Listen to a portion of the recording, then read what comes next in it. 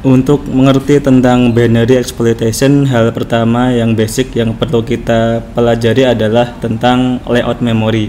Jadi kita punya suatu program ELF ya, binary.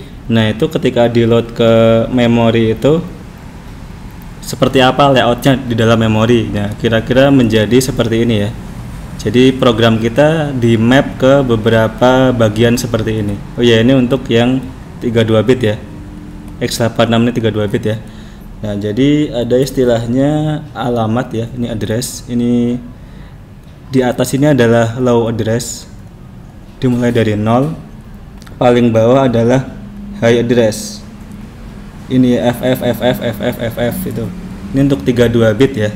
Jadi kalau di total segini ini 4 GB, jadi setiap proses itu bisa menempati 4 GB memori maksimal.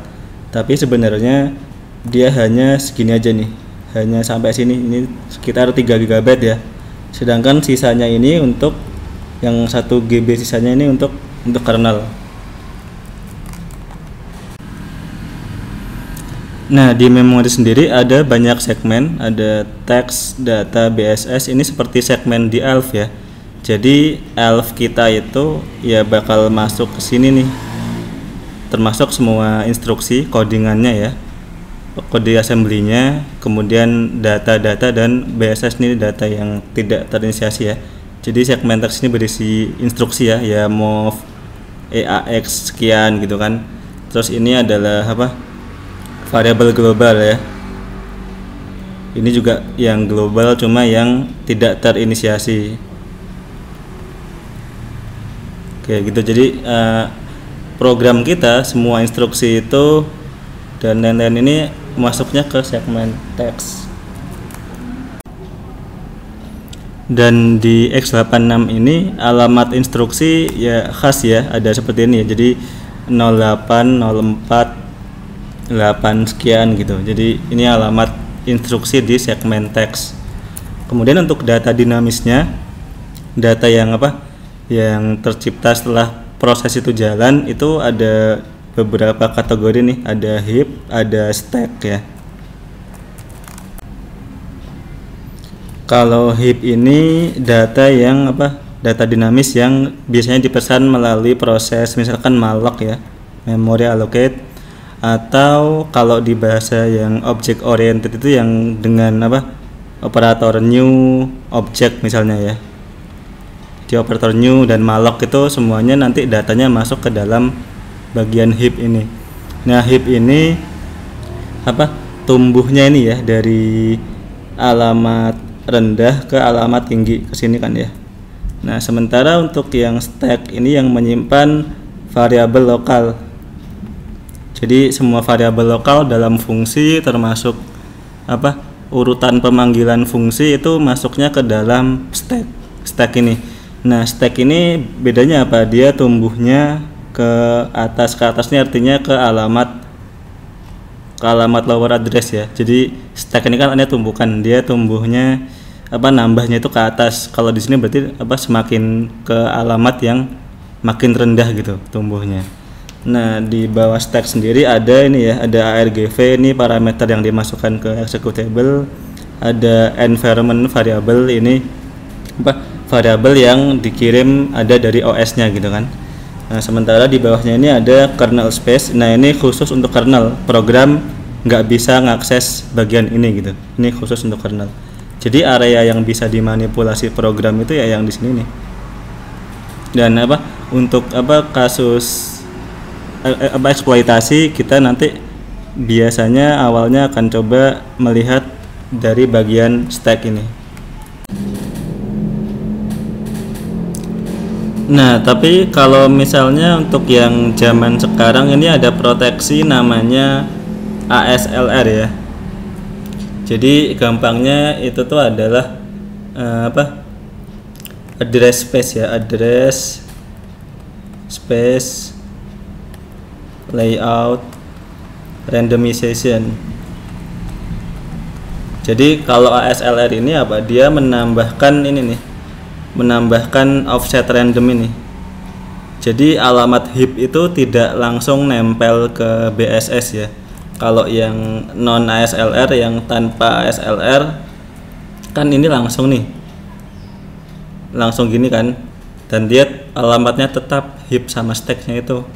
Nah tapi kalau yang dengan ASLR dia ada tambahan offset ini, dan offset ini random, tiap kali program jalan itu akan selalu berbeda.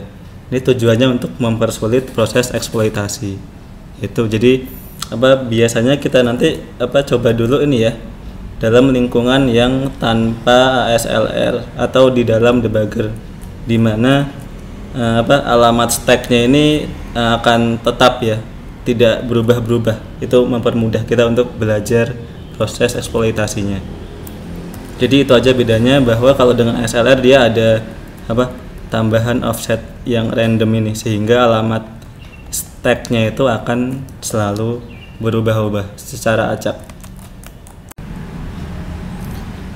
Nah, selain layout memori secara umum, kita juga perlu tahu tentang layout stack ini.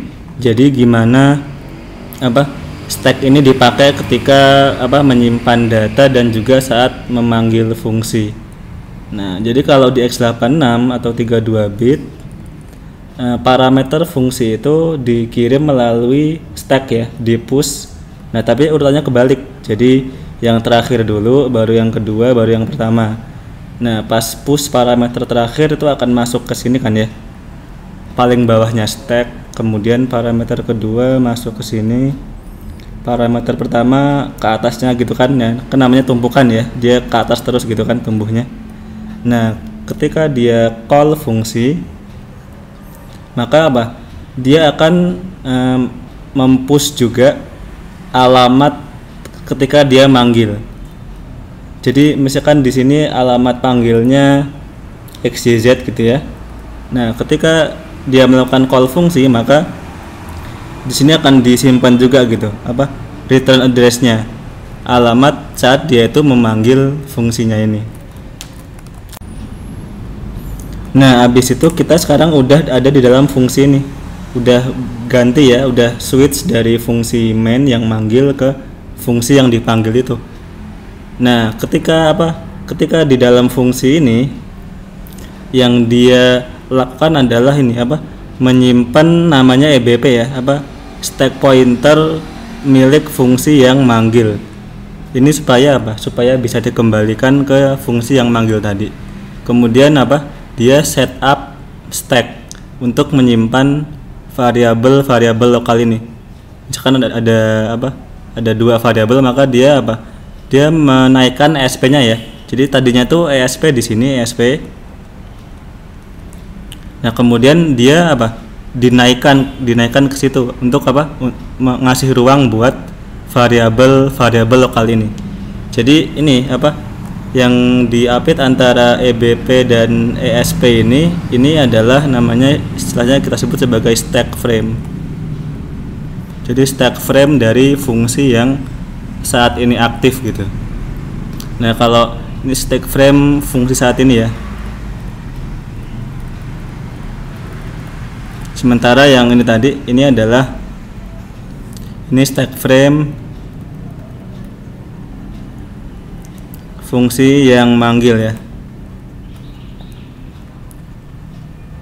Nah, di dalam fungsi yang saat ini kita ya ngurusinnya yang variabel-variabel ini ya. Jadi data-data variabel lokal tuh bakal diolahnya di dalam stack frame-nya dia sendiri gitu. Yang dibatasi oleh ini EBP ini batas bawahnya ya. ESP ini batas atas dari si stack frame-nya. Nah, pas fungsi ini udah selesai ya, udah return, udah selesai dijalankan, maka ESP EBP ini akan dikembalikan lagi ke bawah. Ya, ke bawah artinya ke fungsi yang manggil dia tadi. Misalkan ke main lagi ya. Jadi stack frame-nya punyanya main ini kemudian dikembalikan lagi gitu. Jadi nanti kita lihat ada mekanismenya untuk mengembalikan stack frame ke stack frame fungsi yang memanggil itu. Nah, ya ini juga perlu dilihat bahwa ketika stack itu menambah, maka dia ini ya ke arah low address. Jadi ESP-nya itu nanti akan dikurangi. ESP-nya akan dikurangin sampai berapa secukupnya untuk menyimpan variabel lokal ini. Jadi tumbuhnya ke alamat yang low address. Ini yang 32 bit ya. Kalau yang 64 bit konsepnya hampir sama, cuma bedanya apa? Dia passing parameternya itu bukan lewat stack ya. Kalau di 86 kan dia push seperti itu. Kalau yang 64 bit dia lewat register. Jadi urutannya RDI, RSI, RDX, RCX gitu, ada ketentuannya ya. Parameter pertama akan masuk ke RDI ini. Parameter kedua akan masuk ke RSI gitu. Kalau ada parameter lain dia akan masuk ke register yang lain lagi. Baru kemudian call fungsi sama dia akan mempush alamat ketika dia manggil tadi. Alamat pemanggilannya akan disimpan sebagai return address nanti gitu. Nah, dalamnya sama aja. Dia setup ini lagi ya, menyimpan RBP fungsi yang manggil, kemudian RSP-nya dinaikkan untuk menampung variabel-variabel lokal gitu. Dan ketika nanti sudah selesai, dia akan ketika fungsi yang dipanggil ini sudah selesai, dia akan kembali ke alamat return address ini yang sudah tersimpan di dalam stacknya. Nah, bedanya juga ya mungkin ini kalau 64 bit pasti ini ya, ininya 8 byte gitu. Jadi satu kotak ini ya kita anggap ini 8 byte. Sedangkan kalau yang 64 bit kan ini, yang 32 bit dia cuma 4 byte gitu, bedanya di situ.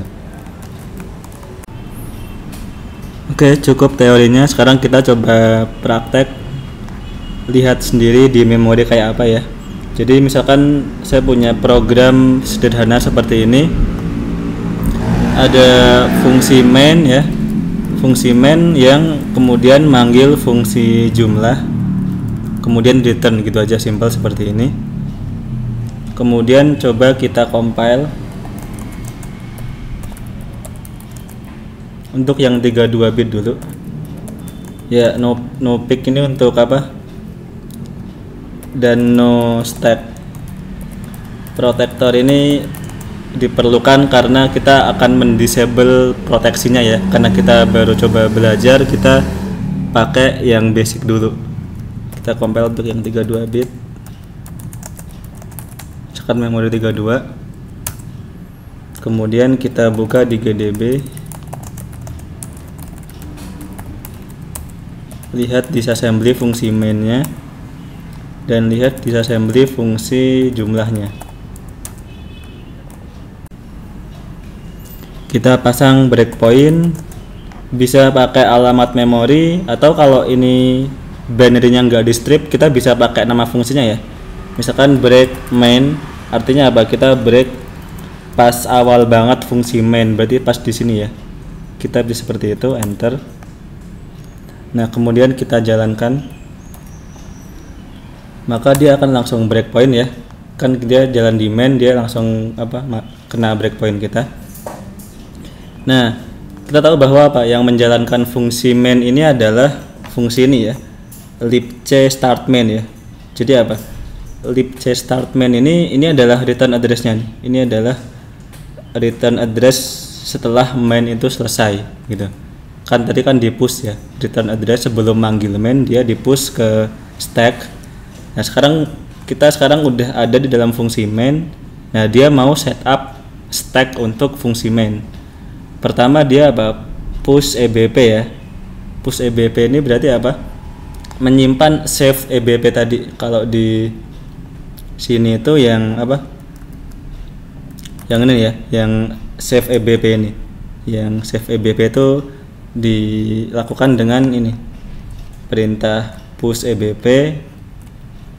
Tuh, kalau kita lanjutkan, misalkan SI ya, lanjut aja supaya nanti kalau ada fungsi kita masuk ke dalam fungsinya juga dengan SI. Nah, ini EBP tadi kan 0 ya, di push maka dia 0 di sini. Kemudian move EBP ESP. Nah, ini kan EBP nya 0 tadinya ya, EBP 0, ESP nya sekian. ESP ini adalah top of stack ya. Jadi ESP itu sekarang di sini. Nah, karena kita mau setup stack frame baru, maka kita dari ESP ini dimasukkan ke EBP. Ya, ini perintah move EBP ESP ini ya.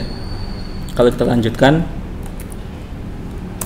nah sekarang EBP sama ESP bakal sama nilainya di sini nih. Jadi ini stack frame-nya baru berisi satu nilai ini. Jadi ini EBP sama ESP juga ada di situ gitu. Nah sekarang dia perlu apa? Perlu bikin space buat variabel lokal si fungsi main ini. Maka dia lakukan apa? Dengan sub ya, dikurangi ESP dikurangi 10 hexa, ini 16 kan berarti dia apa? ESP nya bakal naik nih, bakal naik karena dikurangi kan. Kita lanjutin. Nah ESP nya sekarang ada di sini, EBP nya ada di sini. Jadi kalau kita gambar di sini berarti EBP nya ini ya, ini EBP, sedangkan ini adalah ESP-nya sekarang. Nah ini, jadi stack frame fungsi main itu segini nih, stack frame-nya segini. Nah tapi kalau kalian lihat ini banyak nilai-nilai aneh ya. Ya ini apa? Ini nilai-nilai bekas memori sebelumnya. Jadi kalau di sini tuh nggak ada istilahnya pembersihan memori ya.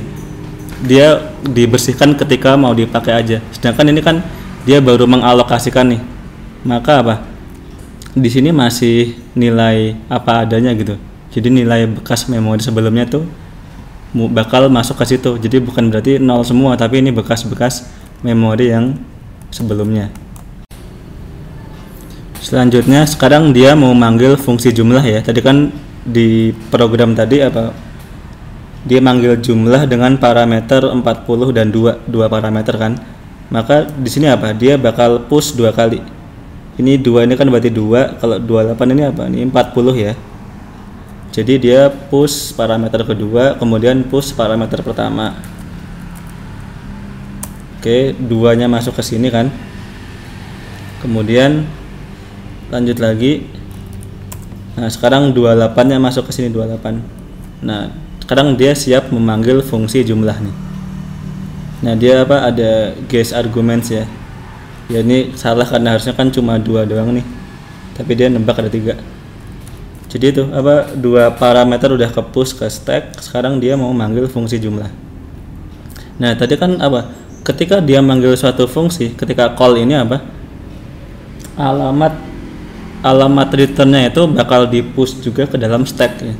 Jadi alamat ini nih, alamat setelah pemanggilan yang tepatnya. Jadi alamat ini itu bakal dimasukkan juga ke dalam stack, di push juga ke stack secara implisit ya. Jadi call itu nanti otomatis nge-push alamat apa untuk kembalinya gitu. Jadi kalau kita lanjutkan ya, kita SI step into, kita akan loncat ke fungsi jumlah. Nah kita sekarang ada dalam fungsi jumlah dan apa, ini adalah return address-nya tadi itu sudah di push ke dalam stack. Nah sekarang di jumlah kita mau setup stack frame baru. Ya kita bisa lihat keadaan stack saat ini. Ya kita labelin gini misalnya.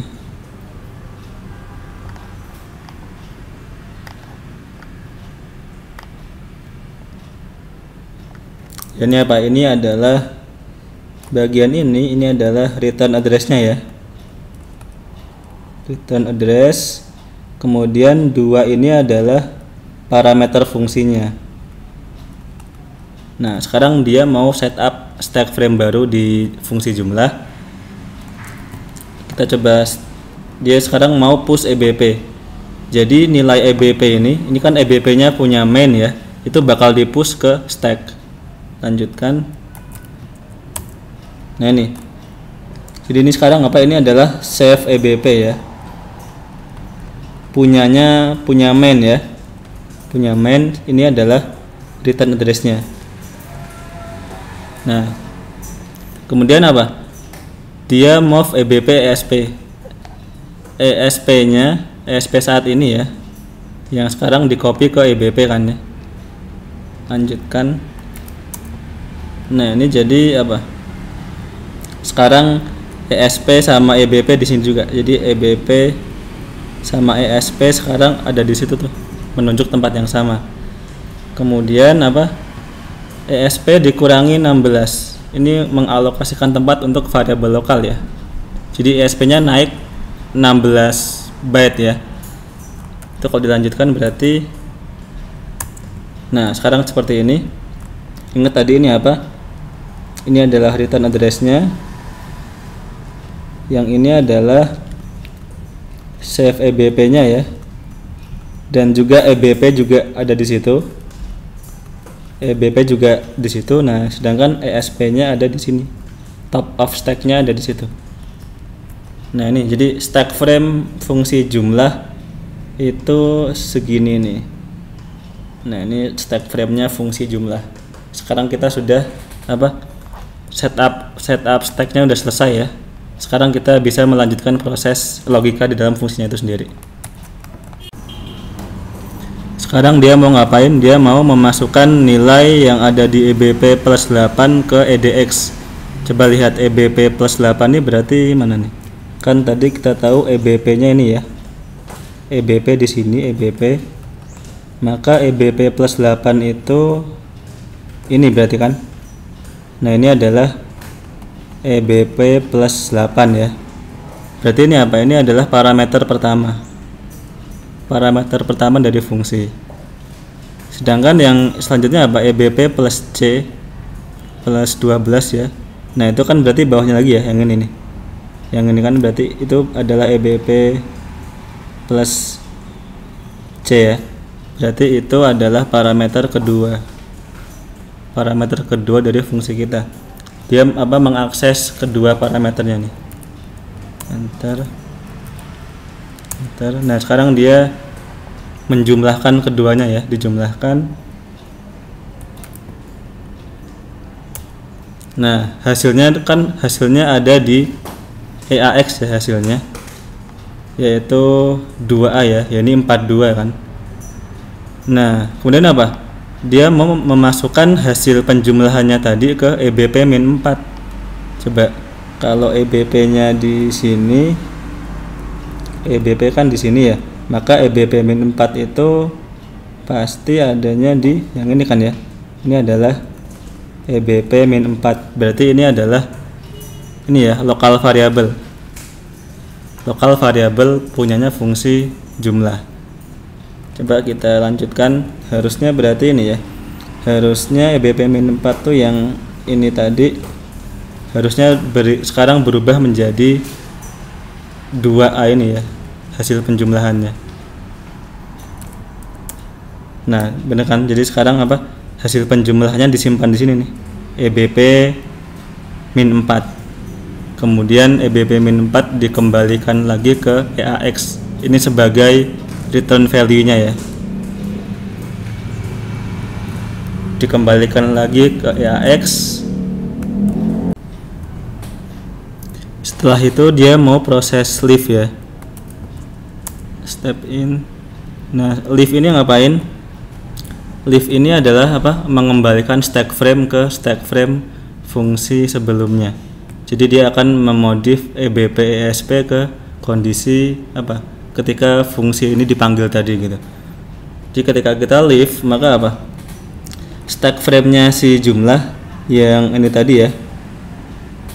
Ketika leave, maka dia akan di-destroy, akan dihapus. Coba kita step. Nah, lihat sekarang dia sudah hilang ya. Sekarang dia sudah top of stack-nya adalah apa nih? Ini tadi adalah return address-nya. Jadi leave tadi menghancurkan stack frame fungsi saat itu dan apa? Sekarang dia kembali siap untuk siap return ke fungsi yang ada di top of stack sebagai return address-nya. Berarti apa? Sekarang dia mau mengeksekusi kode apapun yang ada di alamat ini nih. Tadi kan ini tadi return address-nya ya. Jadi kalau kita lanjutkan, dia akan kembali ke main lagi sekarang pada alamat itu ya, 48400 ini. Nah sekarang dia sudah kembali ke sini. Ya udah, berarti tadi fungsi jumlah sudah selesai dipanggil. Sekarang kita mau menyelesaikan fungsi mainnya. Nah, di main dia ngapain, ada add ESP8. Ini apa sih? Ini untuk mengembalikan apa ini ya, menghapus dua parameter yang di push tadi ya. Ini mau dihapus 8 karena ini kan masing-masing 4 byte ya. Ini 4, ini 4, jadinya 8. Jadi apa? ESP kalau di add 8 dia bakal jadi segini tadi ya. Ini bakal hilang. Nah, sekarang apa? Seperti ini keadaan tadi sebelum dia nge-push parameter tadi. Kemudian apa nih? Tadi kan return value fungsi jumlah masuknya ke EAX ya. Nah, dia ngapain? Dia mau masukin return value itu ke EBP-4. Coba EBP-nya ada di sini, F08 ya. Nah, kan EBP-nya di sini EBP. Maka EBP-4 itu berarti yang ini ya. Ini nih, EBP-4 berarti yang ini. Nah, ini mau diisi dengan apa? Dengan EAX, yaitu return value fungsi jumlah tadi. Maka kalau kita lanjutkan, nilai itu bakal berubah. Nah, sekarang ini ya, EBP-4 sudah berisi hasil kembali fungsi tadi. Terus dikembalikan lagi ke EAX sebagai return value-nya main ya. Karena di coding tadi kan apa? Hasilnya di return lagi oleh main, maka dia dikembalikan lagi ke EAX.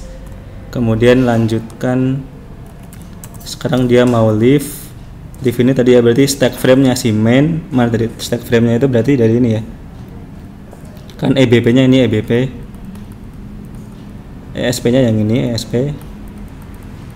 Nah, stack frame-nya ini karena dia mau leave maka dia akan dihancurkan.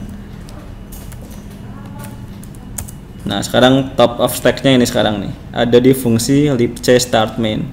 Berarti kalau dia red, dia akan apa? Kembali ke fungsi libc start main, dan ya itu sudah di luar urusan kita ya, itu di library-nya. Oke, itu tadi untuk yang 32 bit. Jadi untuk yang 64 bit bisa dicoba eksperimen sendiri. Ya, di compile dalam mode 64, kemudian di debug lagi, dan apa? Di trace setiap ini ya, operasi stack-nya itu bisa di trace di GDB.